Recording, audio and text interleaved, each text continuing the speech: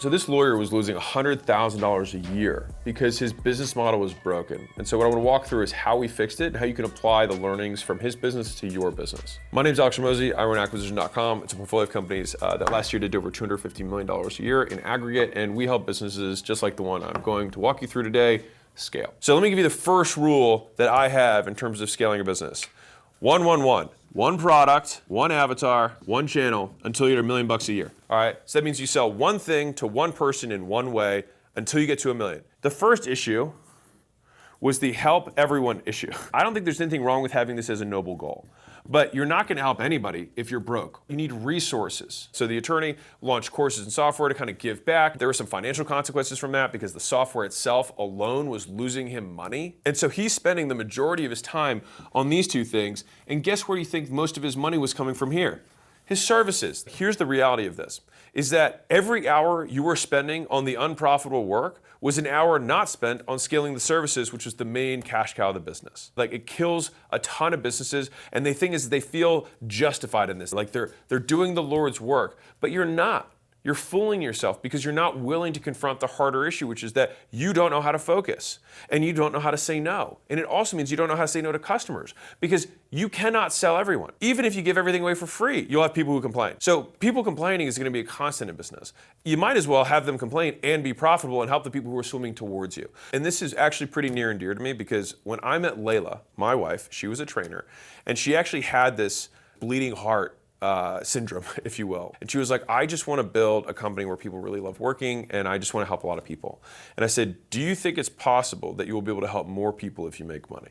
And she thought about it for a while and she was like, yeah, I think so. And so that was actually one of the first conversations we had on our first date that led into all the things that we have today. And so this is what we did to solve problem number one. We killed the vampire, all right? Because right now they had something that was sucking up their cash flow and preventing them from scaling. Now he had this hope, maybe I'll sell the software down the line. I was like, dude, you're not gonna sell the software. It's not good enough. You don't have any money. The people that you have working for you are unfocused. It's not gonna work long term. No one's gonna give you this multiple. Like, this is the thing. People think like, oh, I put some code together. I'm gonna have a 10x on my top line. If you think that, you're not gonna get it. People who are actually in software are going all in, and it's still incredibly hard. The second thing is we took the education business and I said, okay, well, what if we could use that to just drive more into the services? So we repositioned the very cheap education as free education, and then that allows people to ascend themselves into the services. And so this gives you a very powerful front end that gets spread from word of mouth. You can also advertise it, but ultimately we just know that that's going to drive more people into this community where he was teaching things. And then they're like, you know what? This sounds like a lot of work. I'd love to have you do it. And the third thing we did is that, okay, if we've killed the vampire, we repositioned the education to drive the services, what can we do with the services?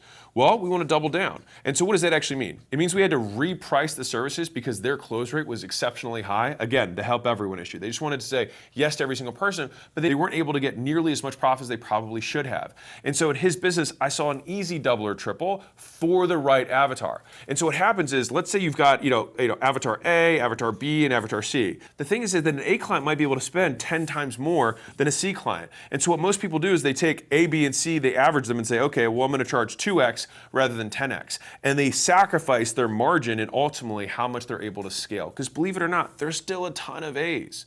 So just serve them first. The best customer you have. This is the ICP, the ideal customer profile. This is what we're doubling down on in the service. Let's find that one customer, that one avatar to sell our one product to on one channel. So that's how we solve problem number one. Real quick, the reason for this ad is I'm throwing the entrepreneur event of the season and you're invited. This is gonna be my biggest book ever. No, not like that. This is gonna be my biggest book. Well, not even like that. This is gonna be my biggest book ever. Actually, not even like that. This is gonna be my biggest book ever. $100 million money models. And I've been preparing to release this book to you for over 2 years. And at the launch event, August 16th, I'm gonna be showing you how to get more customers to spend more money with you in less time over and over again. It's the most valuable skill set I have. Now, on top of that, come check this out.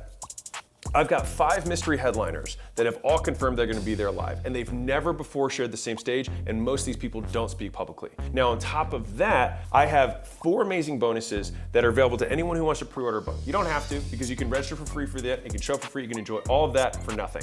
But if you wanna pre-order a copy of the book, I got 4 bonuses for you. Now, on top of that, I've got one project that I've been working on for the last 2 years that I'll be unveiling live. And I can't tell you what it is, but I can tell you that it's better than an NFT, it's less than a Bitcoin, and every single person who shows up live gets one.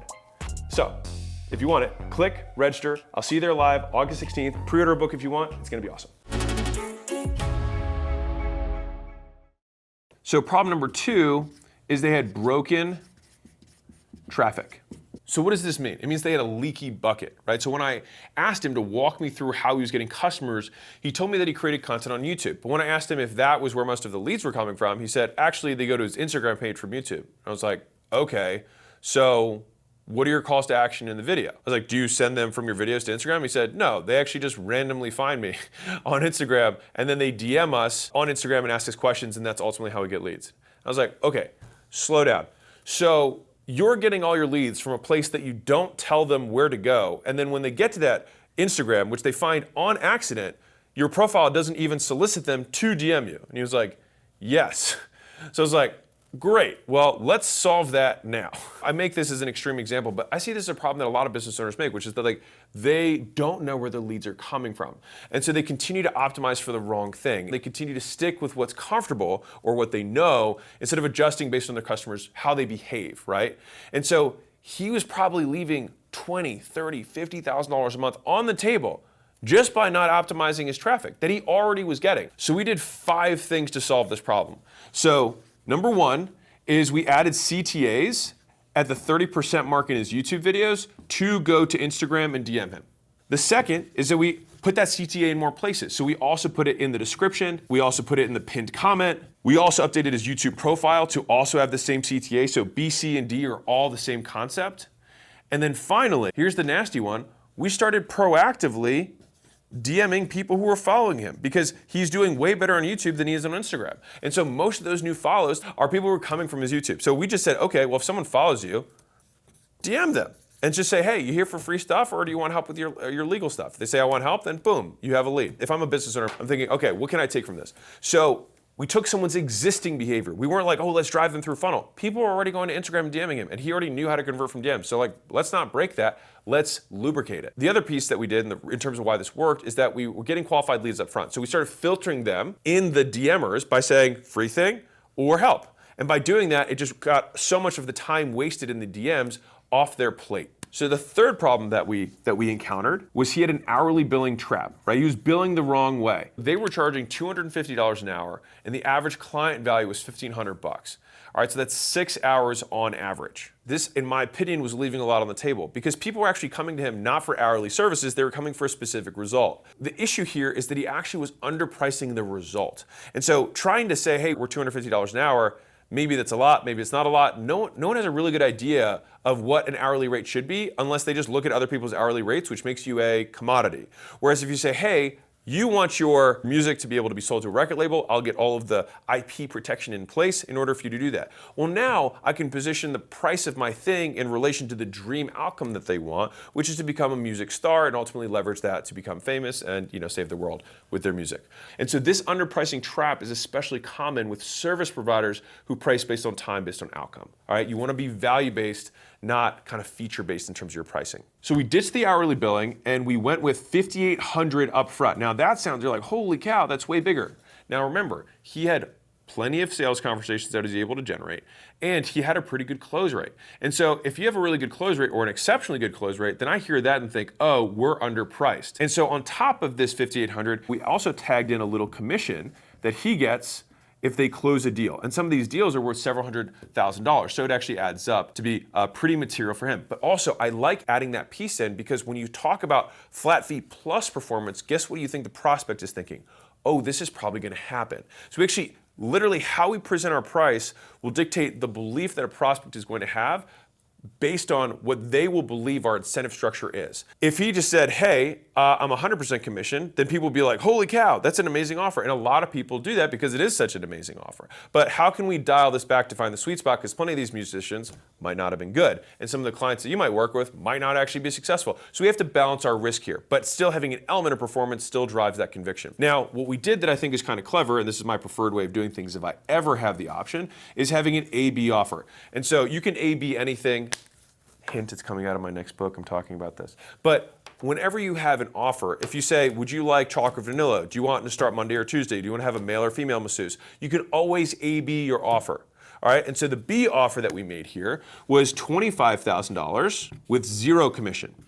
Now, what is this offer? This offer is an anchor because now it makes the $5,800 offer seem like a steal. So that was the main thing we did to break him out of the hourly billing. Now you might be like, well, he might not sell as many. Well, guess what we did earlier? We've got him a whole bunch more traffic and we got way more people to opt in and we already triaged to the best clients. See how this is all stacking together? So the fourth problem that came up is like, okay, he didn't have a sales process. Now he was good at selling, but he didn't have any kind of process in place to make it a sales motion that is repeatable. And so if your conversions right now are hit or miss and you're not sure what's going on, it's usually because you're missing a sales flow. And so everything was happening ad hoc. So some leads came through Instagram, others booked random calls through Calendly. And to be fair, I'm not hating on him. Like he's doing a great job and it's small business. We're starting out. That's how it works, right? But if you're in the situation, you have a huge amount of opportunity here by just cleaning this stuff up. So the founder was actually treating every call like a legal consultation. And so he was actually charging the $250 for the call up front because it was an hour of his time, which for me, I'm like, oh my God, we're missing out on so many opportunities because we haven't positioned this in any kind of valuable way. It's just like, hey, pay for an hour of my time and then I'll sell you more hours of my time. Not a fan. Instead, I'd rather qualify prospects up front, have them watch a structured sales presentation to make sure that they are qualified for the product or service that we're trying to sell, then sell that thing all up front and then provide the service. And so what this does is this actually matches to what a high intent lead, how they actually want to buy. They want to know that you're legit. They want to know that you have a process. This isn't your first rodeo. And you demonstrate that even before you do your services. How someone is sold will dictate how legit they think you are. Here's what we implement inside the business to fix the sales motion. So number one is we put a VSL, that was 5 to 7 minutes. If you don't know what that is, it's a video sales letter. All it is basically explaining who, what, where, when, why, this is what we do, and then frequently asked questions. You don't need to overcomplicate this. A lot of people think that there's some big black box of magic that like only these super secret ninja, marketers understand. You just answer the questions in the language that they present to you on sales calls. So the normal question someone asks on calls about your products and your services, you take all those questions, you say it back to them in the video and say, a lot of people ask this question. This is how we answer it. A lot of people ask this question. This is how we answer it. That's it. That's all we're doing. Again, it doesn't need to be super long, but it will help qualify customers and you will see a dramatic lift if you only do this. The rumors are true. My next book, $100 Million Money Models, is coming out and I'm launching it at a live event. And at the event, which you can register for free, I'm gonna show you how to do 4 things. 1, get more customers to spend more money in less time with you over and over again. And the craziest thing of all is that I've been planning on a secret project for multiple years. And every single person who shows up live is gonna get 1. And I can't tell you what it is, but I can tell you that it's less than a Bitcoin and more than an NFT, and every single person who shows up live gets 1. But you gotta be there live August 16th. I'll see you there. The second thing we did is we implement BANT, and I do this in basically every single business that I advise, which is budget, authority, need, and timing. So this is actually originally from IBM in like the 60s, and it has stuck. So do they have the money? Can they make the decision? Do they need this solution for them right now? And the right now is the timing piece. Are they willing to move forward today? And in terms of asking the question, we could just ask questions like, can you afford $5,800 in order to get your business incorporated, your IP protected? Is there anyone else who's involved in this decision? That's authority. What happens if you don't solve this? Need. When would you like to get this done? Or when would you like to start? And you give them a drop down, like today, tomorrow, or a few weeks from now. You want to sell, by the way, to the people who say today or tomorrow. C. The next thing we did is that we needed to fix this from a consultation to a sales call. All right, which means that we actually have to have a script. We have to clarify why they're there, label them with a problem, over their past experiences, understand the gap between where they are and where they want to go. We aggravate the pain, make sure it's very clear what happens if they don't do it. And I'll give you the simplest structure for this, which is plus plus, minus minus, plus minus, minus plus. All right, so what you show here is you say, hey, if you work with me, you get more good stuff. And if you work with me, you get less bad stuff. Cool. Now, if you don't work with me, you're going to get more bad stuff. And if you don't work with me, you're going to get less good stuff. And so that gives you 4 angles of persuasion that you can do in the sales consultation when you get to the S of the closer framework. So clarify, C, L, label them with a problem, O, overview the past experience, S, sell them the vacation, here we go, E, explain away their concerns, Part of that's going to be covered in the VSL. If they come back up, you overcome them the same way. And then R, reinforce the decision, which is once they ultimately buy. The next thing we do, which I'm not always a big fan of, but because he had so many unqualified customers, is having a downsell that was basically hands off and just said, hey, you can buy this thing for $2,000 to $3,000, rather than saying buy it for $10 a month, right? It's a different way of monetizing the do-it-yourself path. But I also like this as a downsell because you're like, man, for only 50, if I'm $3K for this and I just pay an extra $2,800 and I can have them do it and make sure it's right, I'd rather have them do it. So we actually have anchors on both sides. So the downsell is not that much less and the anchor is way higher. So it makes the best path or the best option the $5,800, which is the core offer. When we put these pieces in place for the sales process, it creates a predictable system rather than relying on ad hoc or random chance. And the pre-qualification process makes sure that time is spent with the valuable prospects, the good people who've got the money to spend, the need to get solved, the authority to make the decision, they want to do it now. And the VSL sets the expectations, and a structured approach in the conversation allows for continuous improvement so that you can actually look at the sales, you can listen to the recordings, you can add stuff to the VSL, you can add stuff to the script, and you keep the optimization cycle going. And this is what makes sales repeatable, measurable, and ultimately scalable to a team rather than it just being a vague, we talk to people sometimes approach, which is what a lot of business owners do because it's worked for you so far. But the thing is sometimes what's worked for you so far is not going to get you where you want to go. Come check this out real quick. So if you're listening to this and being like, wow, these are really specific instructions, guess what? He was at stage 4, prioritize in the scaling roadmap. What was his constraint? Product. You said yes to anyone who would pay. Feedback from so many different customers creates too many different product directions. Does that sound familiar? It's because businesses behave in patterns. And the nice thing is that because they behave in patterns, they can also be solved with the same patterns. So what do you have to do? Specialized product, do a V2, price to serve that new niche down avatar. That's what we did. Marketing. You had too many unqualified leads. So what do? Make better free stuff, the education, and make more creative to boost volume. Now, already had enough creative, but he was leaking. Add qualification and friction so the extra volume self-selects. Doesn't this sound a lot like what we just did? Now, this isn't like a magic trick where I'm like, wait, I just reprint this for every one of these videos. No, it's like businesses behave in patterns. And so if you're stuck right now and you would like to see what we do to help get people unstuck, you can go to acquisition.com/roadmap. We actually made this for ourselves as an internal assessment tool because I wanted to have a more tech-enabled service. But then I was like, you know what? Let's just make it free. And so that's what we did. All right, now, if you would like our help doing this, kind of like what we did with this particular attorney, on the next page, you can book a call, and our team will get to know you, get to know the business, and if it makes sense, invite you out in person to our headquarters where we can actually dig into the business and come up with the most personalized tactics that will ultimately help you scale the business the fastest.